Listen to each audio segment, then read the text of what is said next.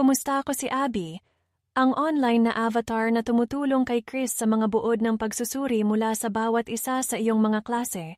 Maligayang pagdating sa Class 2 QuickBooks Online Training Summary.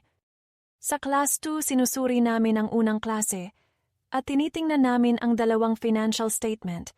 Makakatulong ito sa amin na maunawaan ang aming mga aklat at kung ano ang kinakailangan ng CRA.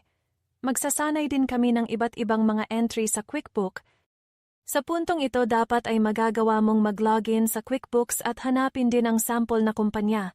Dapat mong malaman na ang mga debit at credit ay nangyayari kahit na hindi mo ito nakikita sa mga normal na screen. Dapat mo ring malaman kung paano magsimula ng isang pangunahing entry sa mabilis na mga aklata. Kailangang malaman ng mga negosyo kung paano unawain ang kanilang mga numero at kung paano iulat ng tama ang mga numerong ito sa CRA. Ang pag-alam kung paano basahin at maunawaan ang isang balanse at isang pahayag ng kita ay tumutulong sa mga kumpanya na gumawa ng mga pasya sa pananalapi.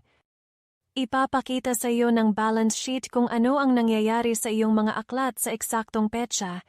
Ipapakita nito sa iyo ang iyong mga ari-arian at pananagutan. Ipinapakita rin nito sa iyo ang iyong equity na siyang halaga ng iyong kumpanya. Ang income statement ay maaari ding tawaging profit and loss statement. Ipinapakita nito ang iyong mga kita at gastos sa loob ng isang yugto ng panahon. Ang pag-alam kung magkano ang tubo o netong kita na iyong nilikha ay napakahalaga. Sa karamihan ng mga kaso, magkakaroon ka ng buwis sa tubo maliban kung ang iyong kumpanya ay nakarehistro bilang isang non-profit. Upang gumawa ng entry batay sa mga customer, i-click ang bago na button at piliin ang naaangkop na kategorya ng mga customer at sagutin ang mga nauugnay na tanong sa screen. Hindi mo kailangang kumpletuhin ang lahat ng mga kahon sa screen. Sa halip, ang mga kailangan lang. Piliin ang i-save sa kanang sulok sa ibaba kapag kumpleto na. Upang tingnan ang anumang entry na mayroon ka sa QuickBooks, i-click ang magnifying glass icon mula sa pangunahing screen. Narito ang isang kronolohikal na listahan ng lahat ng nagawa mo. Maaari mong i-click ang mga entry na ito at i-edit ang mga ito kung kinakailangan. Susunod na, lumipat sa Classic. Ito ang ulat sa journal ng lahat ng iyong mga libro.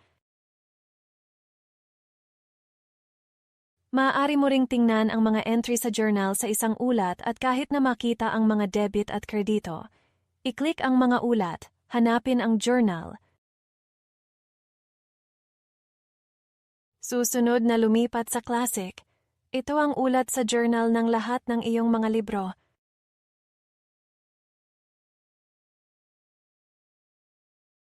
Upang ibuod ang Class 2, sinuri namin ang Klase 1. Natutunan ang tungkol sa mga pangunahing financial statement at nag-practice kami ng mga pangunahing entry sa QuickBook. Handa ka na ba sa iyong Class 2 joke? Sinong superhero ang hindi nagbabayad ng buwis? Spider-Man? Kasi lahat ng kinikita niya ay netong kita. Para sa Class 2 yun.